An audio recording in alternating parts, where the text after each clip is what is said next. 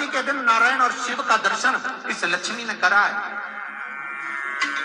पर जो गुप्त लक्ष्मी का दान दे देगा उसके घर में कभी कोई बड़ी बीमारी प्रवेश नहीं करेगी। कैंसर जैसा रोग, किडनी और लीवर का रोग नहीं हो सकता। आज भी नियम है कि मकर संक्रांति के दिन एक लड्डू बनाया जाता है गुड़ और तिल्ली का, उसमें 1 का सिक्का, 2 का सिक्का या कोई लक्ष्मी उसमें फंसा दी जाती है और लड्डू को पैक कर कर किसी मंदिर में दान दे दिया जाता है। उसको कहते हैं गुप्त लक्ष्मी, जिससे घर में कोई बड़ी बीमारी प्रवेश न हो। तो केवल मकर संक्रांति को ही होता है। आपको अगर ऐसा महसूस होता है कि किसी ने आपकी दुकान पर बंधन कर दिया, आपका व्यापार बांध दिया, 4 दिन दुकान अच्छी चल रही है और 4 दिन बंद हो रही है, तो महाराज सूर्य का उत्तरायण जो प्रवेश है मकर के अंतर्गत, वो दोपहर में लगभग 2:30 बजे के करीब में आएगा, 2:30 से 3 के करीब में आएगा।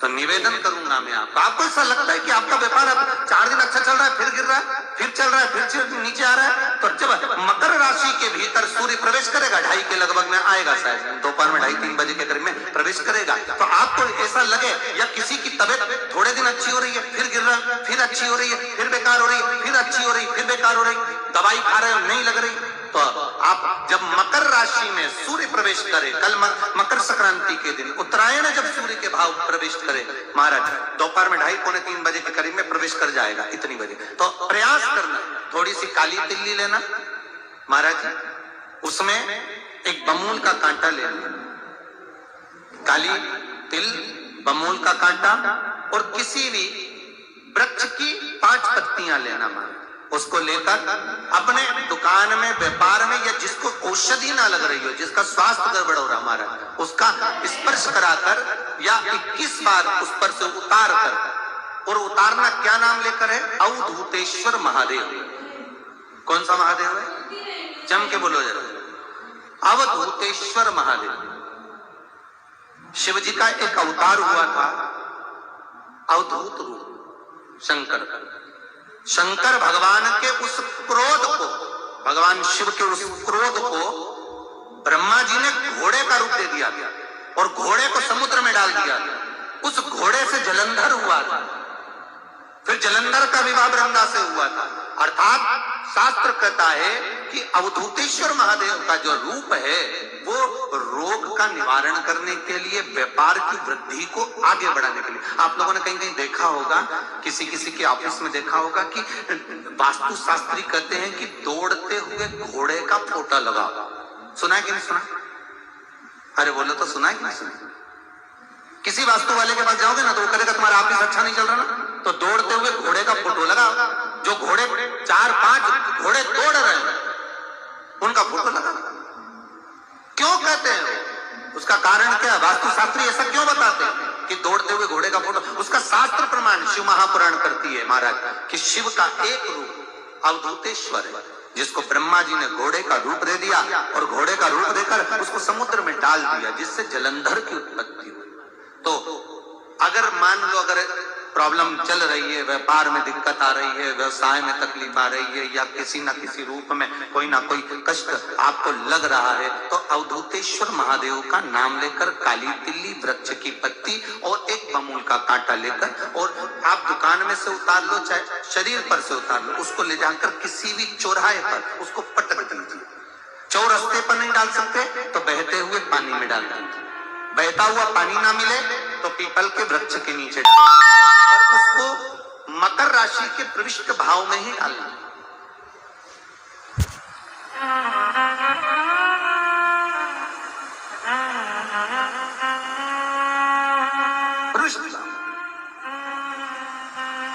हमारे हिंदू धर्म में जितने भी त्योहार आते हैं ना, ये त्योहार कोई साधारण नहीं होते। हमारे हिंदू धर्म में जितने भी त्योहार हैं, ये कुछ ना कुछ हमें सुख का भान कराते। एक भी त्योहार ऐसा नहीं है हिंदू धर्म का जो कि खाली जाए। बस हम उससे दूर रहते हैं, हमें आता नहीं है। बस एक साधारण भाव में हमने त्योहार मना लिया, पर उसका महत्व हम समझें, उसको जाने कि उसकी महत्व।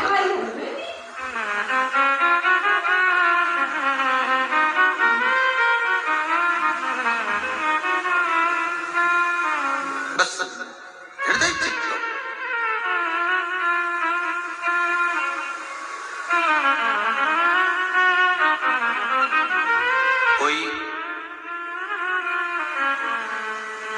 किसी व्यक्ति ने मालूम पड़े कोई भूमि पर कब्जा कर लिया और नहीं छोड़ रहे, तो उसके लिए भी कल का दिन बड़ा महत्वपूर्ण है महाराज। उसके लिए भी कल का दिवस बड़ा महत्वपूर्ण है महाराज।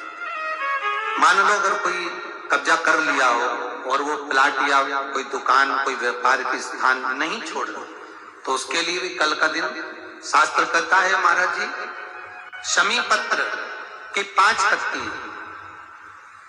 कितनी पत्तियां लेना है? 5। शमी पत्र की 5 पत्ती, बेल पत्र की 11 पत्ती। मकर राशि में प्रवेश करते समय सूर्य का स्मरण करते हुए सूर्य पे से 7 बार घुमाकर भगवान शिव का नाम मंत्र लेते हुए, जो शिव महापुराण का मूल मंत्र है, श्री, बोलिए जम के, श्री शिवाय नमस्तुभ्यम, शिव महापुराण के मूल मंत्र का स्मरण कर सूर्य पर से घुमाकर शंकर भगवान के शिवलिंग पर जो समर्पित कर देता है और चढ़ी हुई एक बेलपत्र शमी पत्र उस स्थान पर डाल देता है जो कब्जा नहीं छोड़ रहा, महाराज 6 महीने के अंदर वो कब्जा छोड़कर भागता नजर आता है। कर्जा अगर थोड़ा भी है और थोड़ी भी मात्रा का अगर कर्जा है तो उस कर्जे को चुकाने का प्रयास करें,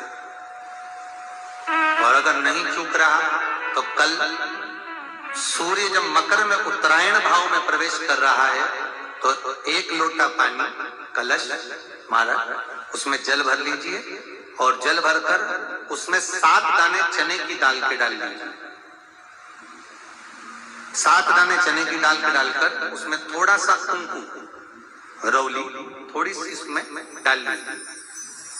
3 शमी पत्र, 1 बेल पत्र उस जल के अंदर डाल लीजिए महाराज, और डालकर सूर्य नारायण भगवान को दर्शन करते समय, जल छोड़ते समय उत्तर की ओर, आपके घर से जब उत्तर का जो भाग हो उस ओर जल का भाग थोड़ा सा छोड़े, आखिरी का बचा हुआ जो जल और बेलपत्र और शमी पत्र है एक साथ जब छूड़े तो जितना अपने मन में भाव हो कि हमारा इतना कर्जा है बाबा वो चूक जाए, या कोई पैसे नहीं दे रहा है उसका भी स्मरण कर सकते हैं कि हमारा इतना रुपया लेना है, और वो जल शमी पत्र बेलपत्र उसी समय पर नीचे डाल देना, उसका छींटा थोड़ा सा अपने ऊपर लेकर प्रवेश कर महाराज।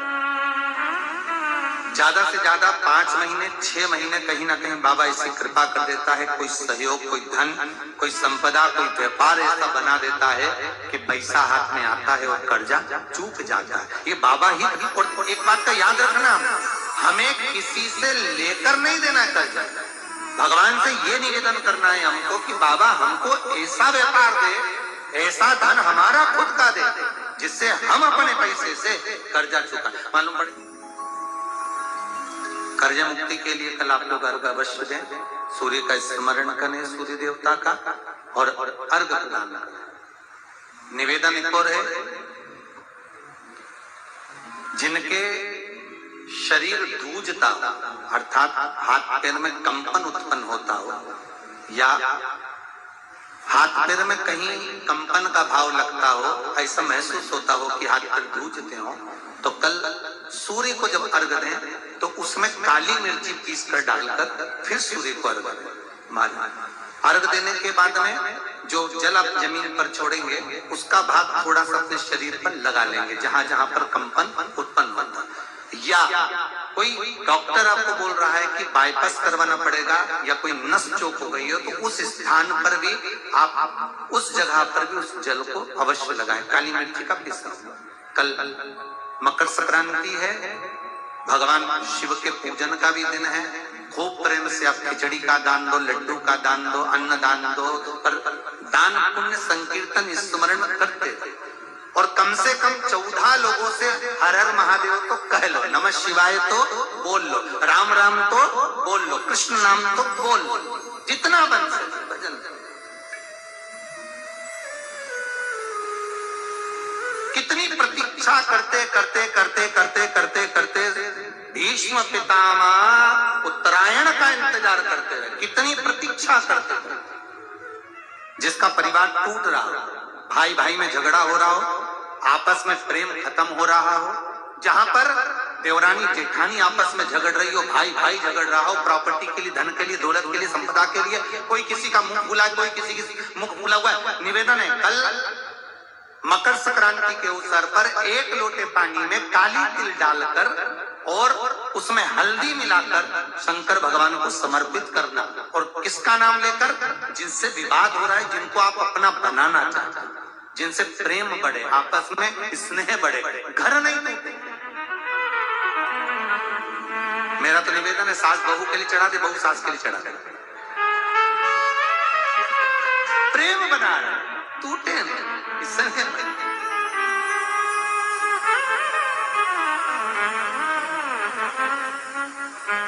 ये आपस का जो प्रेम है ये टूटना नहीं चाहिए। कल मकर संक्रांति के अवसर पर ये करिए। कहते हैं मकर संक्रांति है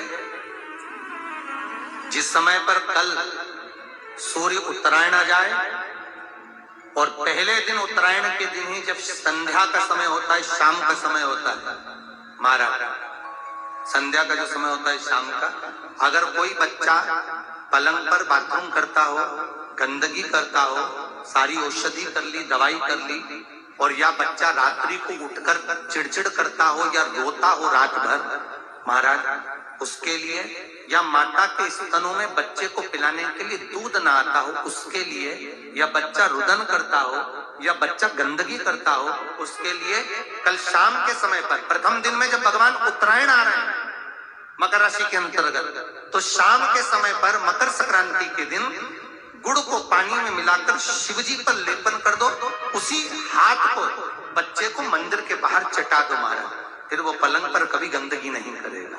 महाराज जिस नारी का स्तन में दूध नहीं आता हो बच्चों को पिलाने के लिए, उसको भी अगर चटा दिया जाए तो स्तन में दूध आना प्रारंभ हो जाए। महाराज जो बच्चा रात्रि को रोता हो, जाग जाता हो, उसको भी अगर वो हाथ चटा दिया जाए तो वो काम करता है। महाराज ये कल के दिन करके देखना, बाद में बताना जरूर हो। शुगर वाले जीव जिनकी शुगर ऊंची नीची हो रही हो, ज्यादा शुगर की परेशानी आ रही हो और इंजेक्शन लेना पड़ रहा हो, उनके लिए निवेदन है काली तिल्ली कल के लिए है ये खास तौर से, बाकी के शुगर के लिए तो उपाय और बाद में बता देंगे, पर कल के लिए जो करना चाह रहे हैं जिनकी शुगर लेवल में नहीं आ रही, काली तिल्ली शंकर भगवान के शिवलिंग पर समर्पित कर दो और उस काली तिल्ली को जब शिव जी पर चढ़ाएं तो महाराज हाटकेश्वर महादेव का नाम लेना है। कौन से महादेव? हाटकेश्वर महादेव का नाम लेना है और शंकर भगवान पर काली तिल्ली चढ़ाते जाना है। उसमें कंकर नहीं हो, सफेद तिल्ली का एक भी दाना नहीं हो, इसका ध्यान रखिए। उस काली तिल्ली को चढ़ा दीजिए। हाटकेश्वर महादेव का स्मरण कर कर किसी को जल ना चढ़ाने देना उस समय पर जब आप शंकर जी को चढ़ाएं, और भगवान शंकर की हाटकेश्वर महादेव का स्मरण कर कर 108 रुद्राक्ष से मनके से माला जप लो। वहीं शंकर चढ़ी रहते ना तिल्ली, उसी तिल्ली को वापिस कटोरी में उठाकर लिया, 3 दिन तक लगातार उसको थोड़ा थोड़ा कर कर सुबह के समय खाली पेट खाइए, शुगर लेवल पर आ जाएगी महाराज, आपकी शुगर हाई ऊंची नीची नहीं जाएगी। हाटकेश्वर महादेव का स्मरण